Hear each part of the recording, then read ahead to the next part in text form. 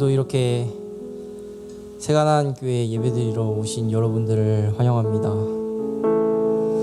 우리 같이 찬양 드리면서 예배 시작하도록 하겠습니다.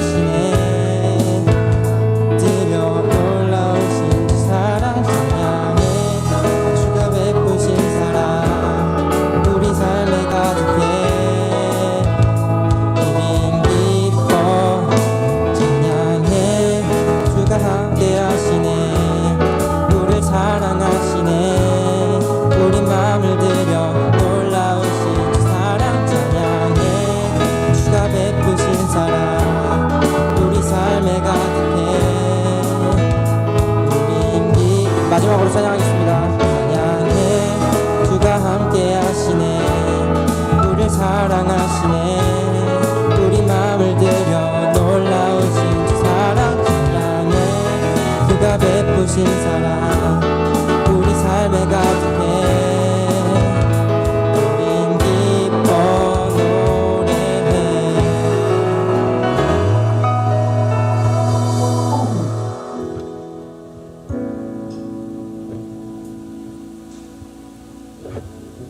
어떠한 시련이 와도 수많은 유혹 속에도 진실하신 주님 약속 나 붙들리라.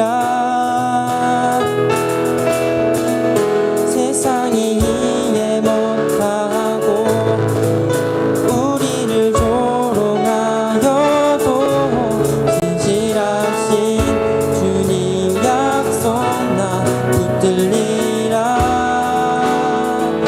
돌아서지 않으리.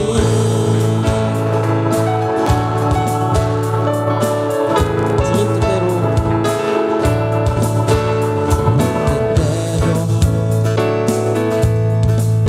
살기로 했네. 주님 뜻대로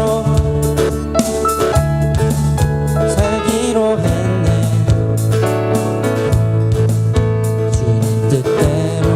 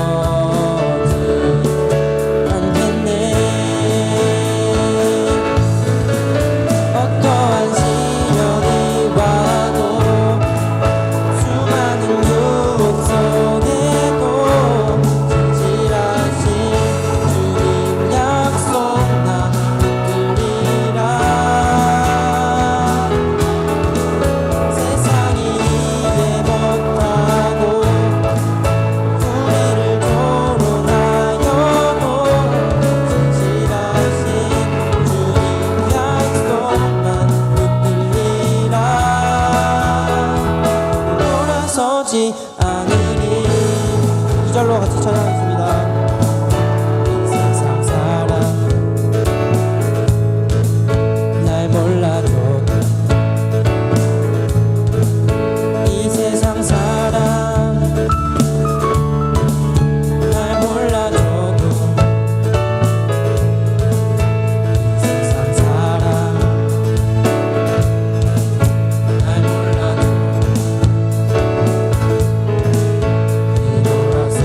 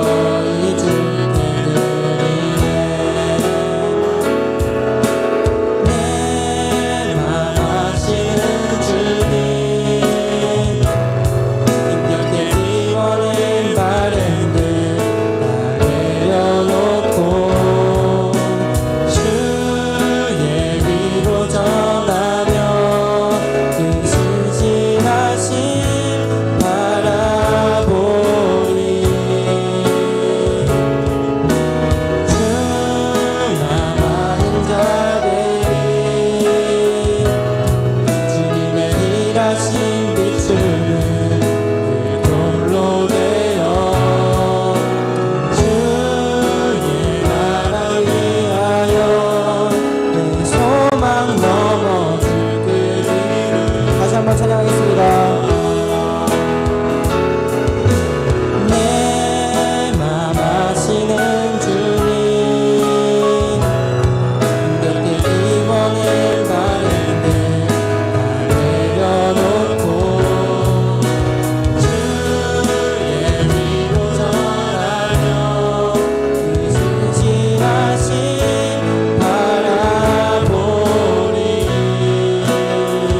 그 신실하심 바라보리. 주만 아는 자들이 주님의 일하신 비추는 그 돌로 되어 주의 나라 위하여 내 소망 넘어질 그 이름. 목소리로 찬양하겠습니다.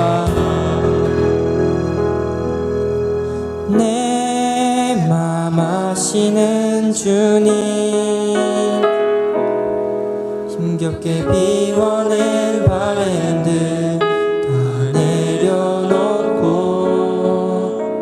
주의 위로 전하며 그 신실하심 바라보리. 주만 아는 자들이 주님의 일하신 비추는 그 통로 되어 주의 나라 위하여 내 소망 넘어질 듯이를. 주의 나라 위하여 주의 나라 위하여 내 소망 넘어질 때 이루소서. 하나님 아버지, 오늘도 이렇게 저희가 찬양함으로써 주님께 예배 올려드리는데 저희가 정말 그 자리를 지키고 주님께 찬양할 수 있도록 하여 주세요. 우리 다 같이 주여 한번 부르시고 기도하겠습니다.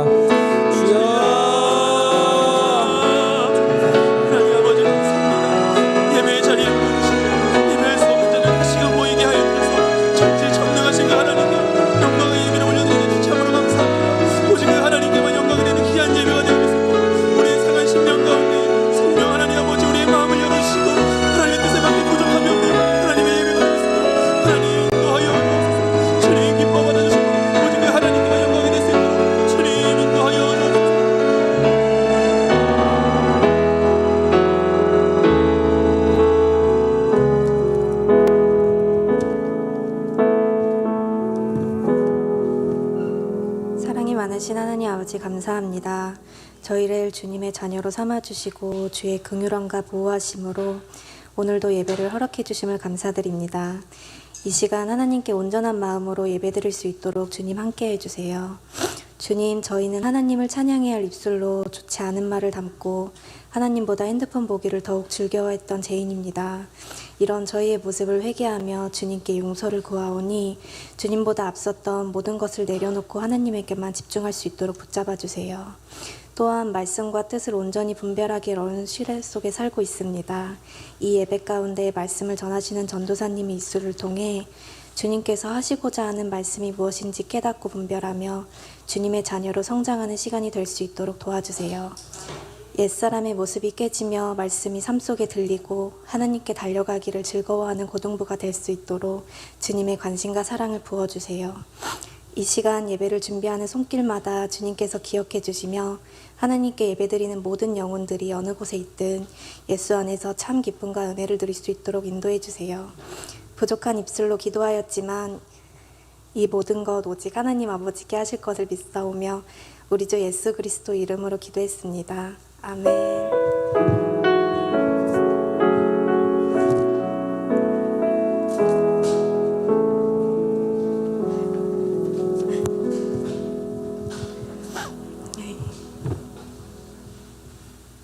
고등부 강고 시작하겠습니다. 예배를 드리는 고등부 학생들과 선생님을 환영합니다. 코로나로 인하여 대면 예배 제한 인원이 있어서 2주간 토요일 오후 1시 30분에 지하 본당에서 예배를 드립니다. 대면 예배를 드리지 못한 친구들을 위해 주일 10시에 링크를 공유드릴 예정이오니 꼭 예배를 놓치지 않으시길 바랍니다. 고등부 학생들은 헌금 고등부 계좌를 합니다. 선생님들과 학부모님들은 가이드해 주시면 감사하겠습니다. 계좌는 주보 참고하셔서 사용하시면 되실 것 같습니다. 고등부 예배를 드리고 반별로 받은 말씀을 줌이나 카톡으로 나눠주시면 은혜가 풍성해집니다. 꼭 말씀을 잘 정리하시며 듣기를 바랍니다. 축구 선교팀은 코로나와 운동장 사정으로 인해 쉬고 있습니다. 단톡방을 잘 확인해 주시면 감사하겠습니다. 문의는 박현석 간사님께 해주세요. 고등부 선교팀에서 주변 독거노인분께 사랑의 상자를 전달하고자 합니다. 선생님들과 학생분들은 학부모님들께서 함께 마음으로 후원을 동참해 주시면 감사하겠습니다. 후원 물품은 주보 참고해 주시면 되시는데 일회용 용품과 믹스커피, 물티슈, 참치 등 생필품 위주로 전달해 주시면 감사하겠습니다. 후원 물품은 전도사님이 직접 가지러 가시거나 반별 선생님들이 수거하거나 교회 오는 친구들은 주차장 컨테이너 사무실 앞 큰 바구니에 만들어 놓겠습니다. 거기에 수거해 주시면 감사하겠습니다. 특별히 사랑의 상자 전달 사역 네이밍 타이틀 공모전을 진행하려고 합니다. 각 반 선생님들께서는 선교 사역을 소개할 만한 꼭 맞는 네이밍 타이틀을 정해서 보내주시면 투표를 통해 상품을 전달할 예정입니다. 1등은 5만 원이고 2등, 3등 상품권 있으니 참고해 주시길 바랍니다. 주중 모임 안내입니다. 양육 모임은 목요일 오후 7시, 수요 기도는 수요일 오후 7시, 예배팀 모임은 매주 토요일 오후 12시 30분에 있습니다. 이상입니다.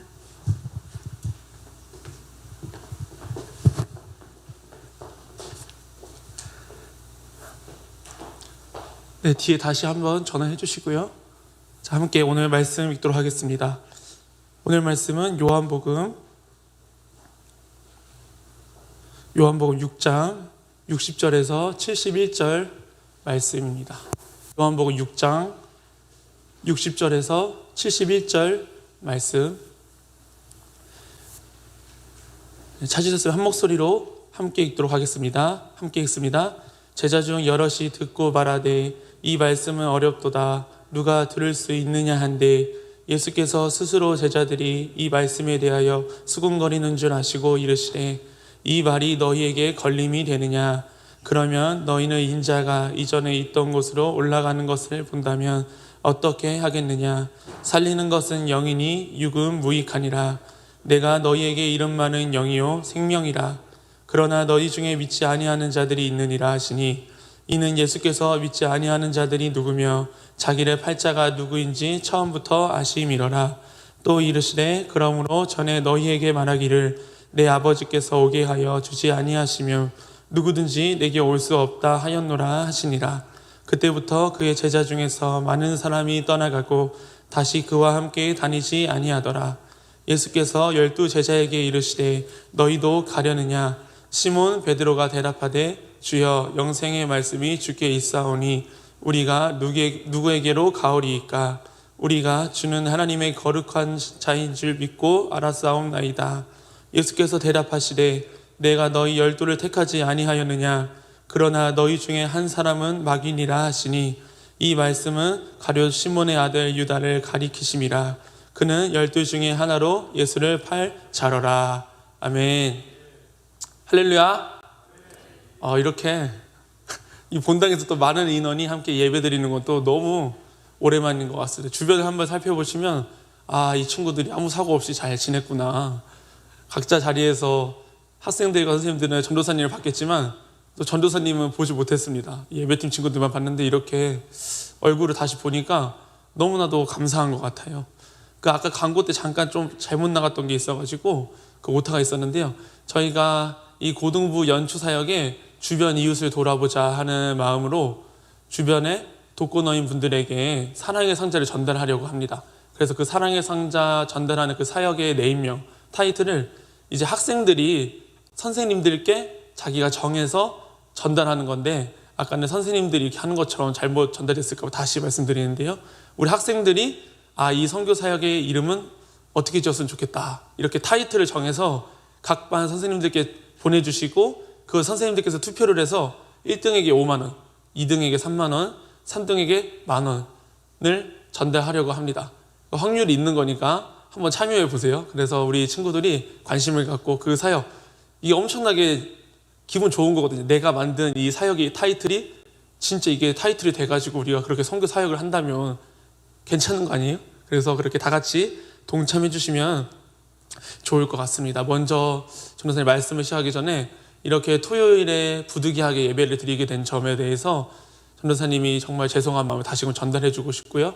그럼에도 불구하고 이렇게 토요일에 우리가 고등부 예배를 드리기 위해서 이 자리까지 손수 와주신 우리 선생님들과 학생분들께 정말 감사합니다. 그래서 우리가 사실 고등부 예배는 4층에서 드렸는데 그것이 장소가 협소해가지고요. 저희가 이 본당에서 예배를 드리면 넓고 아무쪼록 한 명이라도 더 예배를 드릴 수 있을지 않을까. 그래서 이렇게 저희가 이 본당에서 토요일에 예배를 드리게 된 점 잘 이해해 주시고 또 이렇게 함께 예배 드릴 수 있도록 관심 갖고 기도해 주시고 참여해 주시면 너무나도 좋겠습니다.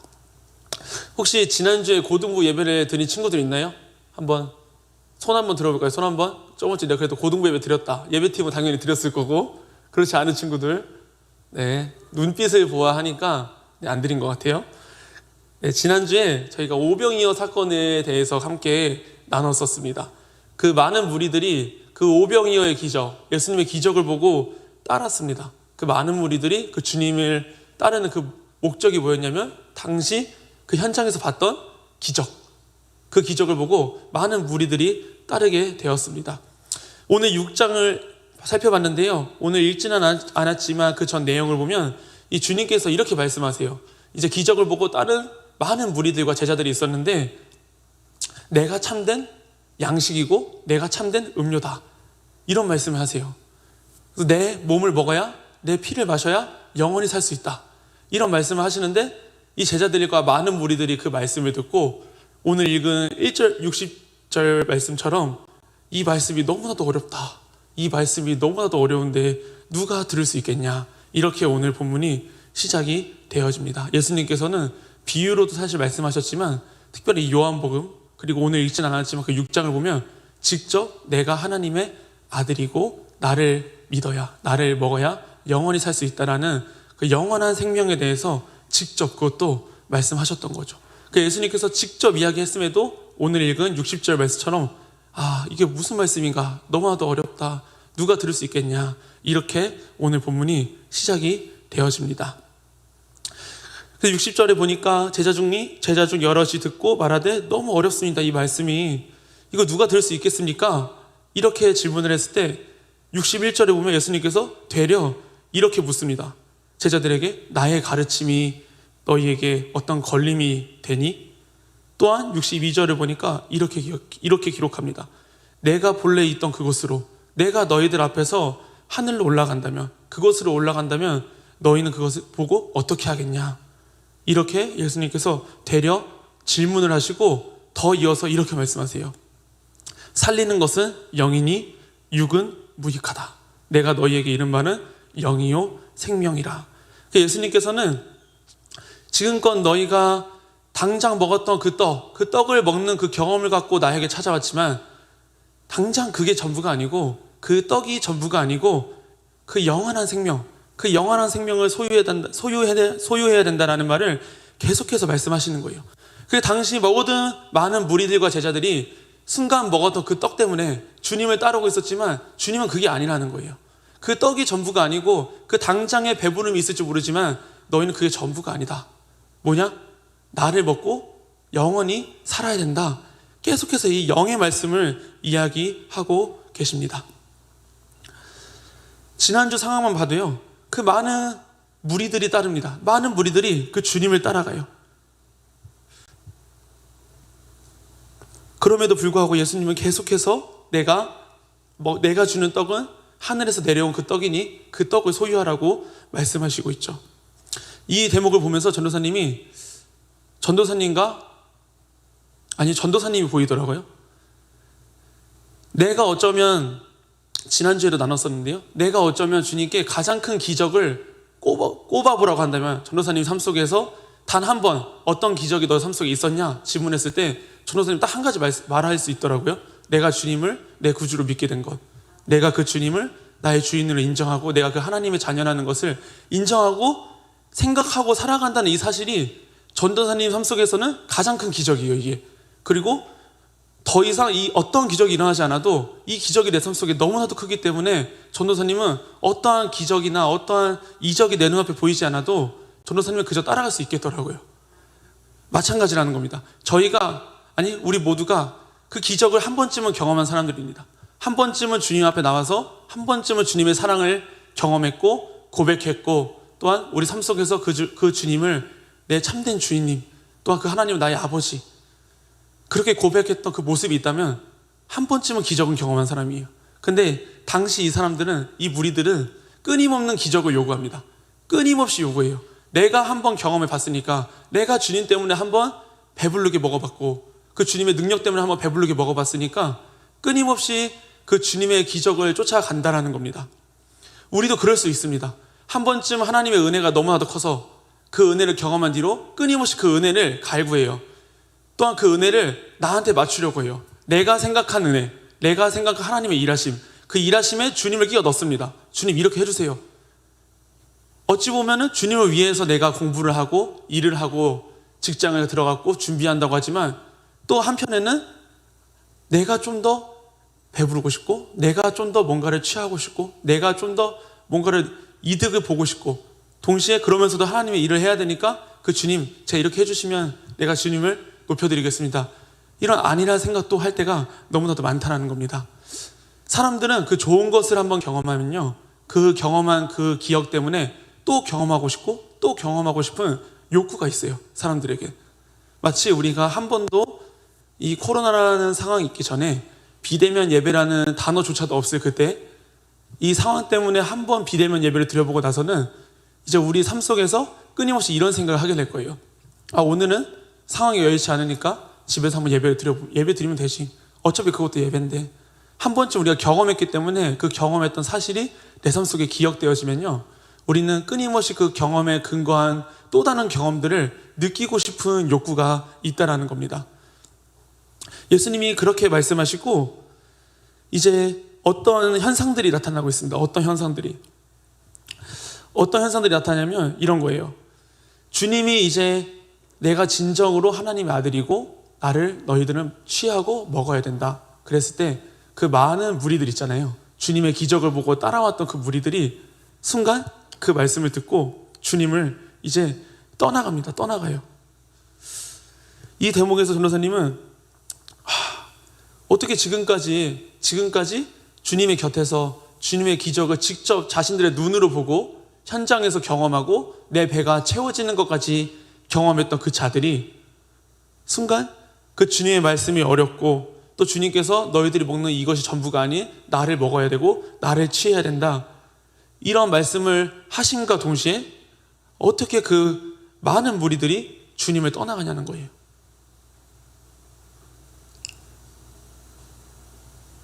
어쩌면 이 모습이 전도사님도 마찬가지입니다. 전도사님도 너무 힘듭니다, 이런 모습 때문에.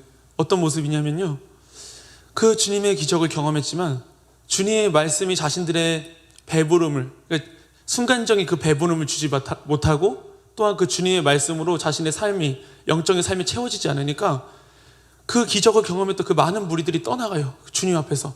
지금까지 그 기적을 보고 따라왔는데 주님을 나의 임금님으로 모시겠다 하는 그 많은 무리들이 떠나간다라는 거예요.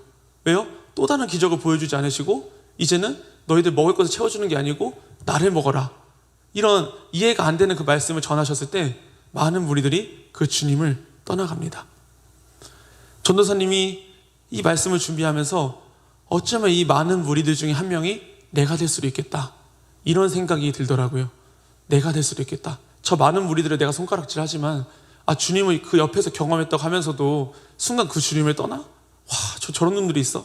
이렇게 이야기하지만 어찌 보면 그 모습이 전도사님의 모습과 또 너무나도 닮았더라고요. 방금 이야기한 것처럼 전도사님이 그 주님을 나의 주님으로 인정했던 그 기적 하나만으로도 나는 어떤 기적을 보지 않아도 그 주님을 따라간다고 살아왔던 사람인데 당장 전도사님 앞에 현실적인 문제들을 볼 때 마치 내가 그 주님을 떠나 산 것처럼 살아가고 있다는 거예요. 당장 내가 해결할 수 없는 이 현실적인 문제들, 그 문제들이 내 눈앞에 확 다가오면요, 순간 그 주님이 내 곁에 계셨음에도 불구하고 지금껏 마치 주님이 내 곁에 없으셨던 것처럼 이 모든 문제들을 해결하려고 발버둥 치는 모습들이 전도사님에게도 있습니다.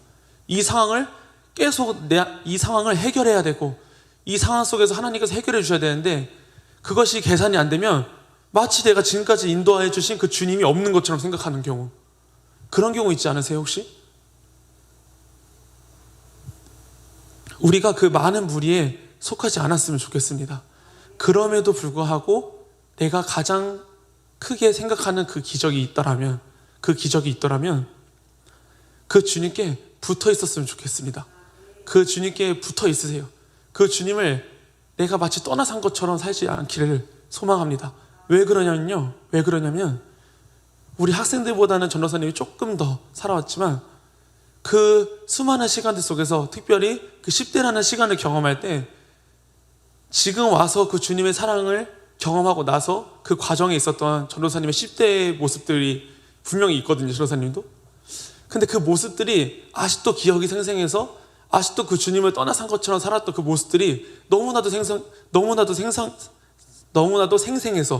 너무나도 생동감 있게 느껴져서 아직도 10년 전 일이 생각이 나고요. 아직도 15년 전 일이 생각이 나요. 전도사님이.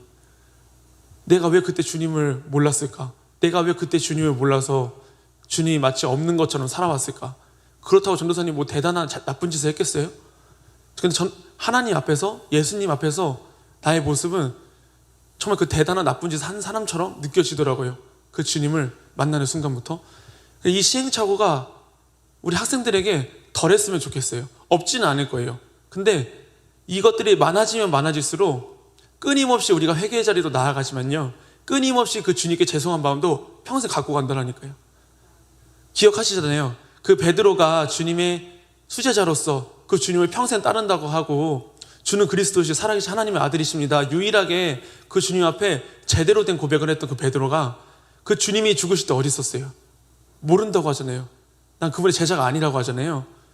그럼에도 불구하고 그 상황 때문에 주님이 요한복음 21장에 오셔서 내가 나를 사랑하느냐 3번 물으시고 다시금 베드로를 세워주시잖아요. 근데 베드로는 평생 제자로서의 삶을 감당하거든요. 평생 복음을 전하다가 죽는데 그 기억이 평생 가지 않았겠냐는 거예요.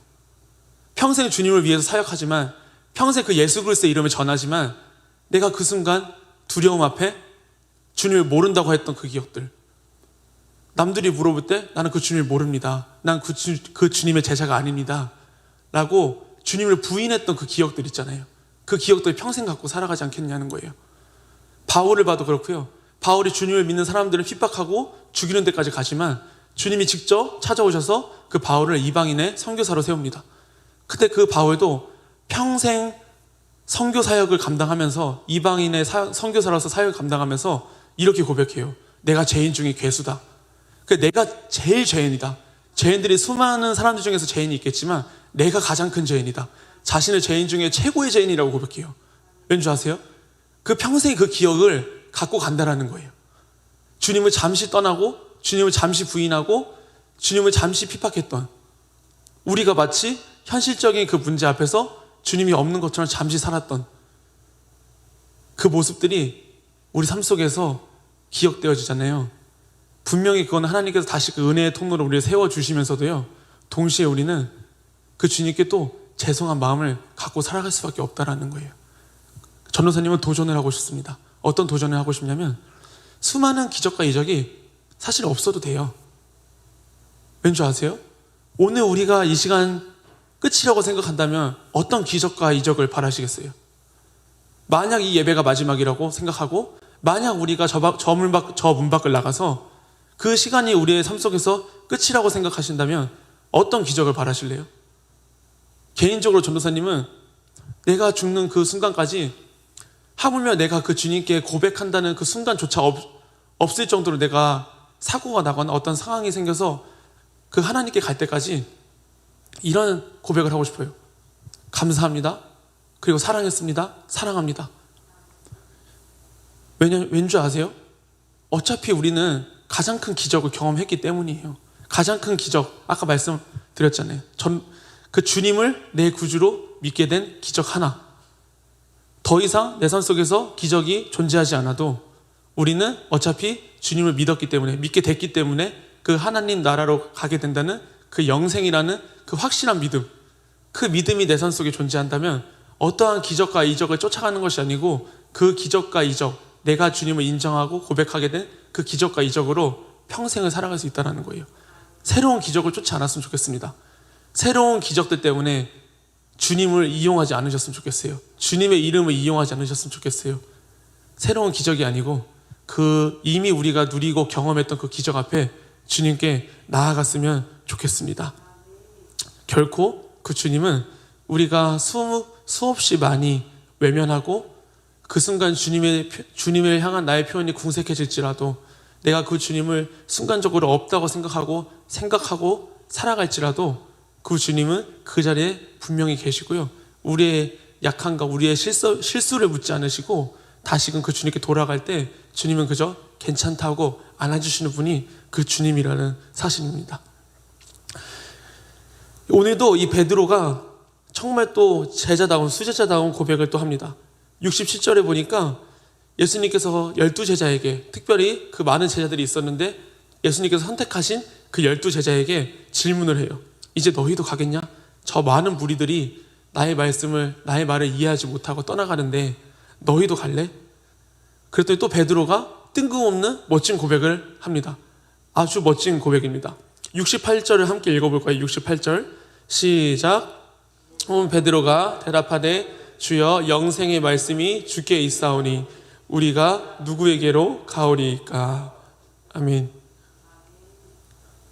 이 베드로가 지금은 그 성령 하나님을 받기 전입니다.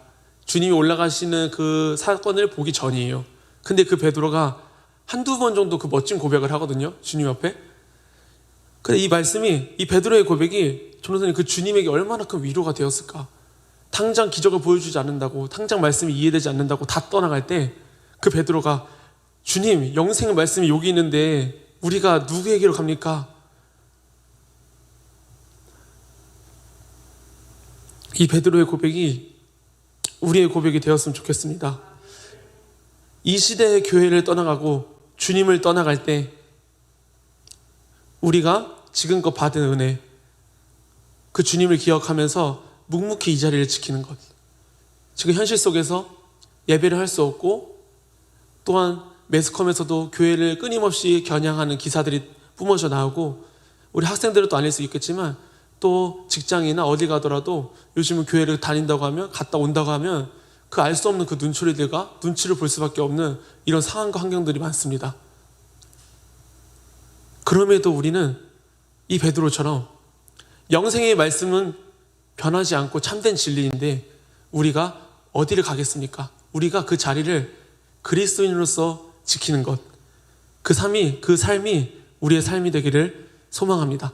이 시대에 그 주님의 가르침, 그 교회의 가르침이 잘못됐다고 이야기하고 거짓된 논리라고 이야기하는 이 시대에 우리는 이 참된 진리를 소유한 자처럼 살아가기를 소망합니다. 먼저는 그렇기 때문에 우리가 그 주님의 기적을 보고 따르는 것이 아닌 주님의 말씀을 보고 따라가야 된다는 겁니다. 저번 주 말씀을 보면 그 주님께서 오병이어 사건을 보여주실 때 많은 무리들이 놓쳤던 것이 있어요. 놓쳤던 것. 그 놓쳤던 것이 뭐냐면 주님께서는 그 작은 것들로 그들을 배부르게 하신 그것의 목적이 있었던 건 아닌데 그 많은 무리들이 그 주님이 그런 기적을 행했다, 이적을 행해 주셨다, 이러고 그것들 때문에 보고 따라가는데 사실은 그 사건이 있기 전에 주님은 축사를 하셔요. 축사. 가지고 있던 것이 작은 것이었는데 그 작은 것을 가지고 축사하신다는 그 뜻이 뭐냐면 당시 그 유대 지방에서는 무엇을 먹기 전에, 음식을 먹기 전에 하나님께 그 집의 가장이 기도를 하거든요. 기도. 감사의 고백과 기도를 올려드려요. 그래서 주님께서 그때 하나님께 축사를 올려드린단 말이에요. 축사. 기도하시는 거예요. 주님의 입술로 나가는 그 말씀으로 기도하시는 거예요. 그때 그 사람들이, 그 많은 무리들이 무엇을 주목했어야 됐냐면, 와, 갑자기 이게 생겼다. 여기에 주목할 것이 아니고 주님이 이것들이 있기 전에 그 하나님 아버지께 입술로 나오는 그 말씀이 능력이 됐다라는 그 사실을 그 사람들은 그것을 놓치지 않았어야 돼요. 근데 그 입술로 나갔던 그 주님의 말씀을 놓쳤기 때문에 당장 눈에 보이는 기적과 이적이 없으니까 주님을 떠나가는 거예요. 그 축사하셨던 그 주님의 모습을 기억한다면 주님이 내 몸이 참된 음료고 내 피가 참된 음료고 내 몸이 참된 양식이다. 내 몸과 피를 먹고 마실 때 영원히 살 수 있다라는 그 주님의 입술로부터 나왔던 그 말씀들을 생각했더라면 그 많은 무리들이 그 주님의 기적과 이적에 초점을 맞추고 따라갔던 것이 아니고 주님의 입술로부터 나오는 그 말씀 한마디 한마디를 주옥같이 들었어야 된다는 거예요. 우리가 이렇게 살아가야 된다. 이렇게. 우리가 눈앞에 보이는 현상, 기적, 주님을 따를 수 있는 어쩌면 좋은 동기부여가 될 수도 있습니다. 근데 변하지 않는 건 뭐냐면요. 많은 사람들이 그 경험을 하지 못했을지라도 그 주님을 따라가게 하는 그 요소는 뭔지 아세요? 말씀이라는 거예요, 말씀. 내가 현재 경험하지 못했을지라도 또 수많은 사람들이 이 시간 그 기적과 이적을 경험하지 못했을지라도 당장 변하지 않고 영원히 변하지 않고 내가 없어도 변하지 않는 그 말씀, 그 참된 그 진리이신 그 말씀을 우리가 깨닫고 알았더라면 우리는 어디에 집중하시겠냐는 거예요. 이 말씀에 집중해야 된다는 겁니다. 정말 감사한 것은 이런 거예요. 당시에는 그 랍비 선생님들이 제자들을 선택하지 않아요. 그 문화는 어떤 문화냐면 그 유대인들 가운데 제자들, 내가 배우고 싶다 하는 그 제자들이 자신의 선생님을 선택하는 그런 문화가 있었어요. 그러니까 내가 어떤 사람에게 배우고 싶다 하면 그 선생에게 가서 나를 가르쳐달라.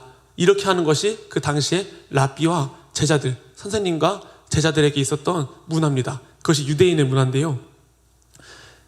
오늘 본문에 등장하는 그 예수님은 그 반대로 일을 행하셨어요. 반대로. 70절을 보니까 내가 너희 12를 택하지 아니하였느냐.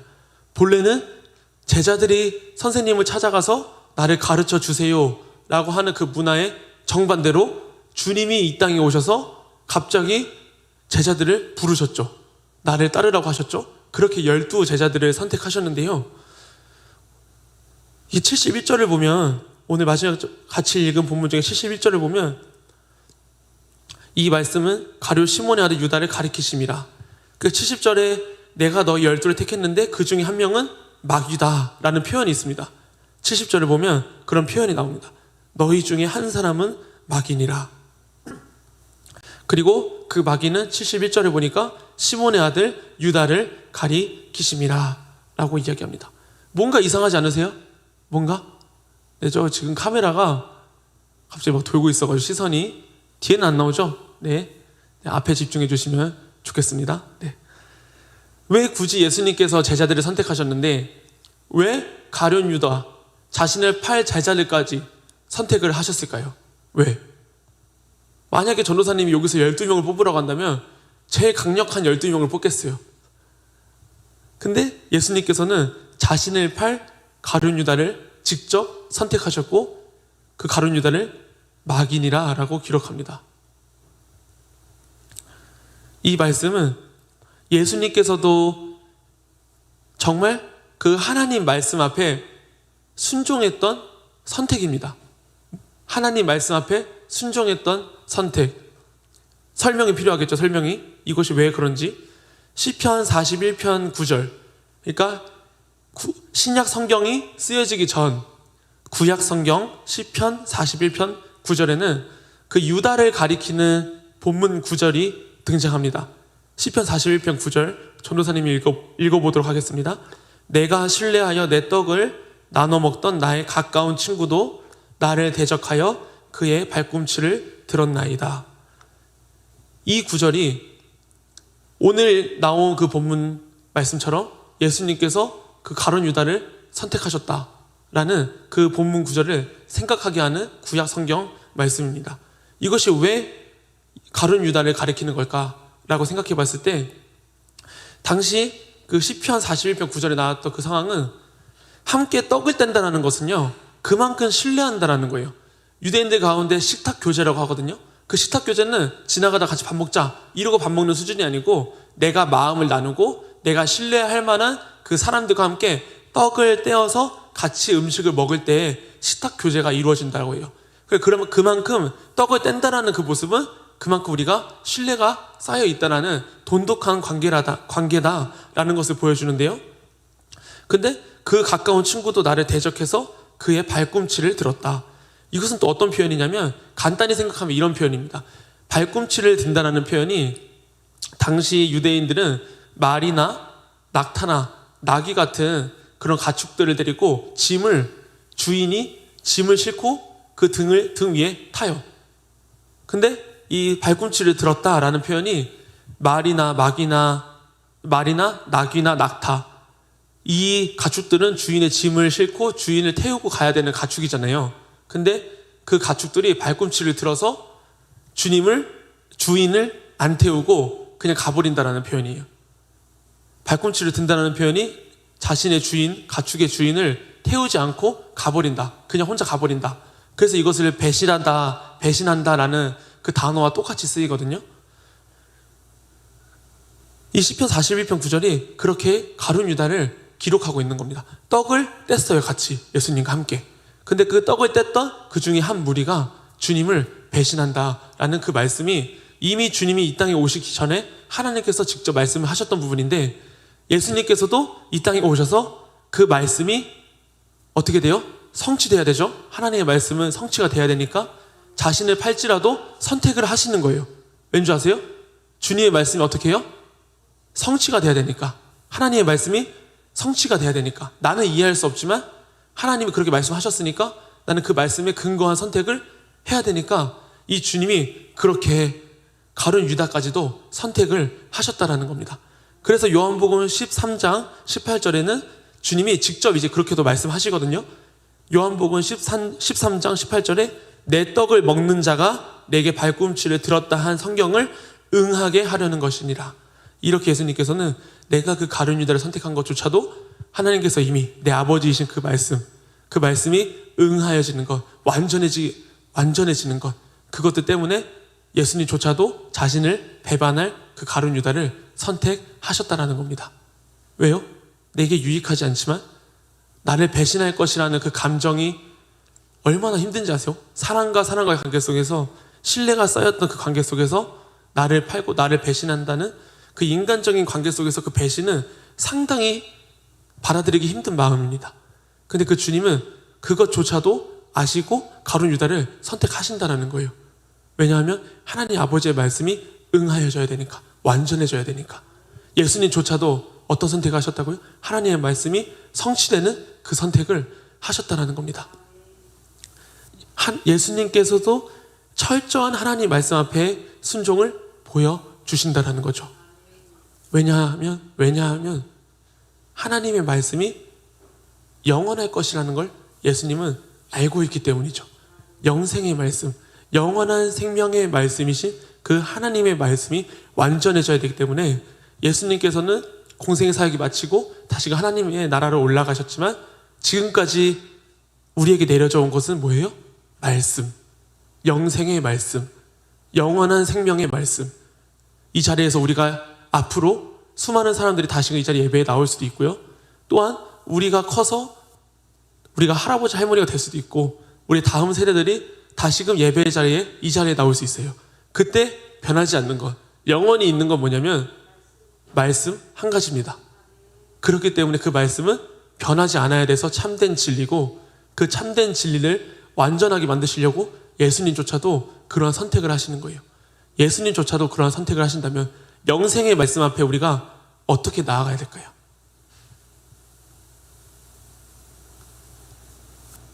우리는 영생의 말씀을 소유한 자처럼 살아갑시다. 영원한 생명의 말씀, 그 주님을 우리가 경험했더라면 이제는 우리는 경험에서 그치지 말자라는 거예요. 이제는 우리가 경험에서 그치지 말고 우리의 삶 속에서 그 말씀이 살아 숨쉬는 걸 보자는 거죠. 결론적으로 말씀을 마치려고 합니다.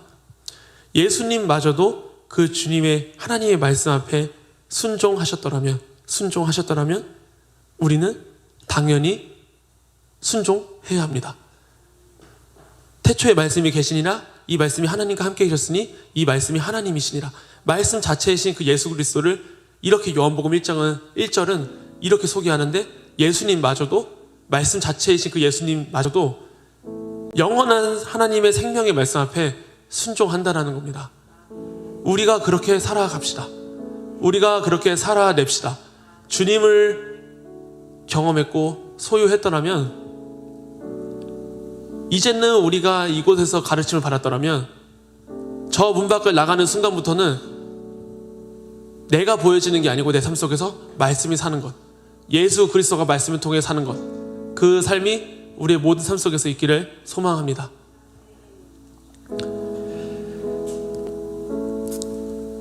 뒤에 찬양 띄워주시면 좋을 것 같습니다. 이 시간 헌금 찬양을 띄워주시면 좋을 것 같아요. 네, 찬양하시면서 준비하신 예물을 하나님께 올려드리는 시간 갖도록 하겠습니다. 전능하신 나의 주 하나님은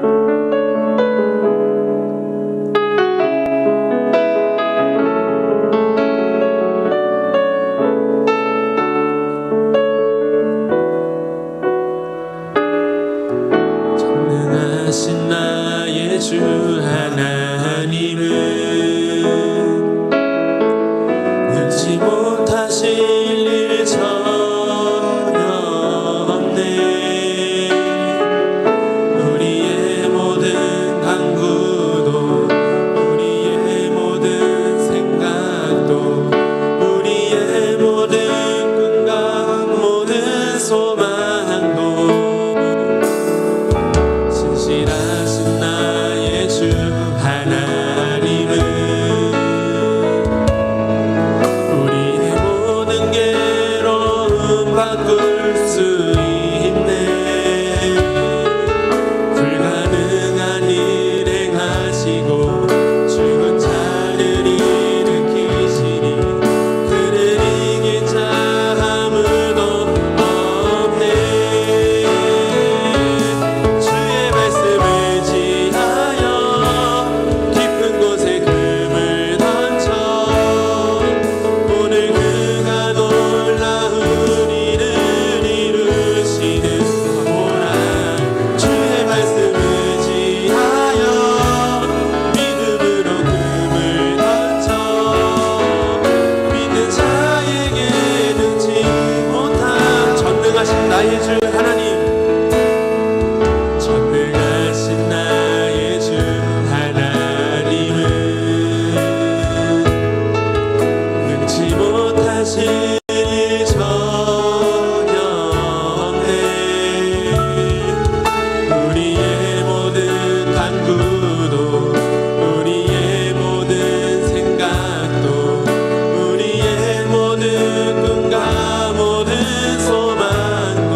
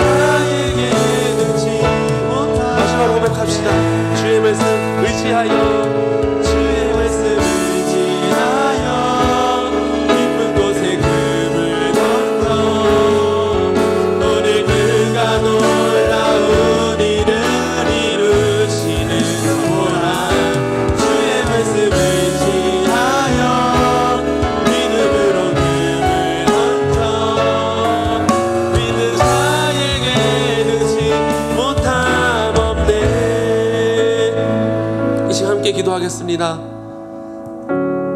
더 이상 하나님, 우리가 그 기적과 표적을 따르는 것이 아니라 오직 주님 자체이신 그 말씀을 쫓아가는 삶이 있게 하여 주옵소서. 이제는 말씀을 들음으로 끝나는 것이 아니라 그 말씀 자체이신 그분을 소유함으로 우리 삶 속에서 그 말씀을 나타낼 수 있는 귀한 하나님의 자녀로서의 사명을 감당할 수 있게 하여 주옵소서. 이 시간 주님 한번 찾고 기도합니다. 주여, 하나님 아버지 감사합니다. 하나님, 더 이상 우리가 표적과 기적과 이적을 바라면서 살아가는 것이 아니라 말씀 자체이신 그 말씀을 소유함으로 말미암아 우리의 모든 삶 속에서 오직 말씀이 살아 숨쉬고 역사하시는 것을 경험하게 하여 주옵소서. 그 말씀 자체이신 그분을 소유하기를 소망합니다. 들음으로 끝나는 것이 아니라 우리의 삶 속에 그 말씀이 살아 역사하시며 숨쉬는 것을 경험되어지기를 소망합니다. 영생의 말씀이 여기 있음에도 우리가 어디를 가겠나이까? 영생의 말씀을 소유하는 자처럼 우리가 이 자리를 지킴으로, 주님의 자리를 지킴으로 그 사명을 감당하고 모든 사역들을 감당할 수 있는 하나님의 제자로서 그리스도인의 모습들이 우리 모든 고등부에게 있을 수 있도록 주님 인도하여 주옵소서. 그 말씀이 우리 모든 삶 속에서, 모든 삶의 현장에서 오직 말씀으로 살아 역사하시며 살아 숨쉬는 것들을 경험하게 하여 주옵소서. 오직 말씀, 오직 그 말씀이 우리 삶을 변화시키며 그 영생의 말씀이 오직 우리가 영원한 생명을 소유할 수 있게 되는 통로에 들고 나아가오니 주님 아버지 인도하여 주시고 그 말씀을 들려주는 삶을 살게 하여 주옵소서. 한 번 더 기도하기를 원하는 것은요, 주님의 몸과 피가 참된 양식과 참된 음료라고 하셨사오니 주님, 그 말씀을 우리가 귀로 듣지 않게 해주시고 우리의 심정으로, 우리의 마음으로 들리게 하여 주시며 느끼게 하여 주옵소서.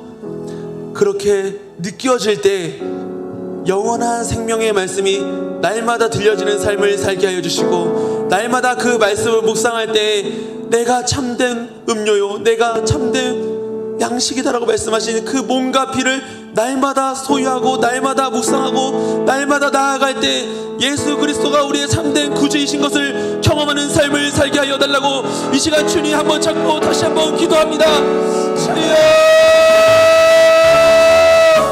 사랑의 하나님 감사합니다. 이것이 나의 몸이며 이것이 나의 피라고 말씀하신 하나님, 그 몸과 그 피를 우리가 소유함으로, 우리가 그렇게 주님을 소유함으로, 우리가 날마다 그 주님을 소유함으로 주님의 자녀된 삶으로 우리를 인도하여 주시옵소서. 그것이 우리의 귀로 깨달아지지 않게 해주시고 하나님, 우리 가슴으로, 우리의 마음으로, 우리의 심정으로 깨달아지며 날마다 그것이 묵상되어질 때에 그 주님이 내 세속에 거하시며 내가 참된 주의 성전인 것을 날마다 경험하며 살아갈 수 있도록 주님 인도하여 주옵소서. 날마다 그 주님을 묵상하기를 원해요.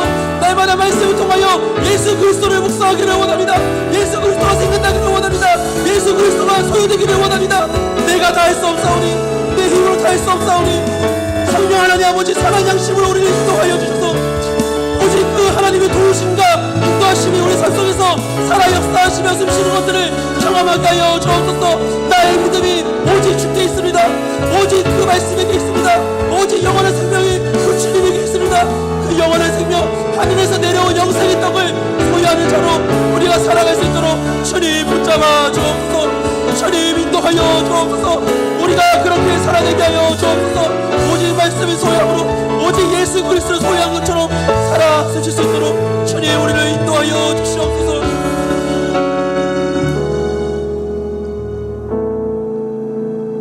하나님 아버지, 참으로 감사합니다. 많은 무리들처럼 그 주님을 떠나가지 않는 삶을 살게 하여 주시니 참으로 감사합니다. 그 능력이 나에게서 나오는 것이 아닌 성령 하나님께서 우리를 선한 양심으로 인도하여 주셔서 다시금 이 예배의 자리로 나오게 하시니 그 주님께 감사와 영광의 고백들을 올려드립니다.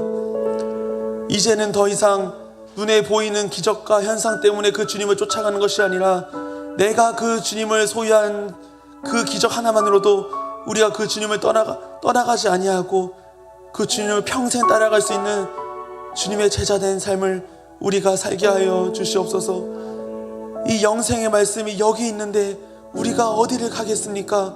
하나님, 날마다 그 영생의 말씀이 들려질 때 우리가 그 자리를 지키며 그 주님께 날마다 감사의 고백을 올려드리고 그 주님의 말씀을 간구하며 그 말씀을 통하여 영원한 생명을 다시금 묵상하고 소유할 수 있는 귀한 하나님의 자녀들로 우리를 사용하여 주시옵소서.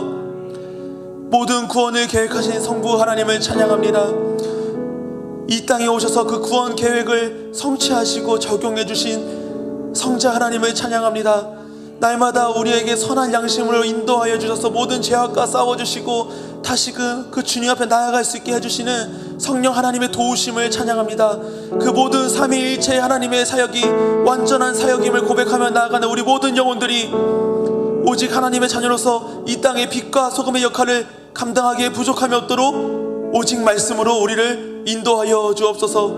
오직 그 영생의 말씀이 날마다 우리 삶 속에 들리게 하여 주시고 살아 숨쉴 수 있도록 우리를 인도하여 주시옵소서. 빈손으로 나오지 아니하고 주님께 예물을 올려드립니다. 이 예물이 하나님께만 영광이 되어지고 하나님의 나라를 위해서만 쓰임받을 수 있도록 귀하게 사용하여 주시고 우리 모든 공동체가 이 물질이 우리 삶의 우선순위가 되는 것이 아닌 이 물질을 통하여 하나님의 나라가 우선시 되는 귀한 삶을 살아갈 수 있는 모든 고등부 공동체 영혼들이 되어질 수 있도록 주님 인도하여 주시옵소서. 사랑이 많으신 예수 그리스도 이름으로 기도합니다. 아멘. 이 시간 주님이 가르쳐 주신 기도로 모든 예배를 마치도록 하겠습니다. 하늘에 계신 우리 아버지여, 이름이 거룩히 여김을 받으시오며 나라가 임하옵시며 뜻이 하늘에서 이루어진 것 같이 땅에서도 이루어지이다. 오늘날 우리에게 일용할 양식을 주옵시고 우리가 우리에게 죄 지은 자를 사하여 준 것 같이 우리의 죄를 사하여 주옵시고 우리를 시험에 들게 하지 마옵시고 다만 악에서 구하옵소서. 대개의 나라와 권세와 영광이 아버지께 영원히 있사옵나이다. 아멘.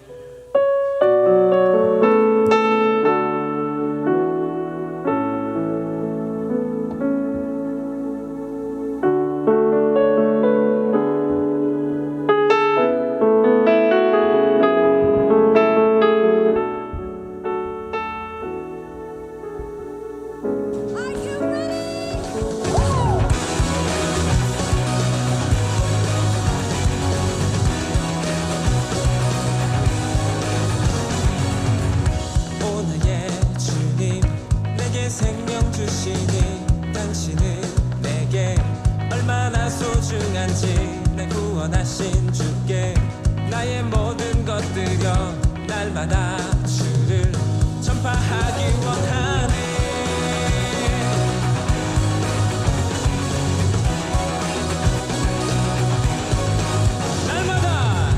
날마다 주님 말씀 위에 서기를 주님을 더욱 알기 위해 기도해 내 발걸음 마다 주님 날 인도하시니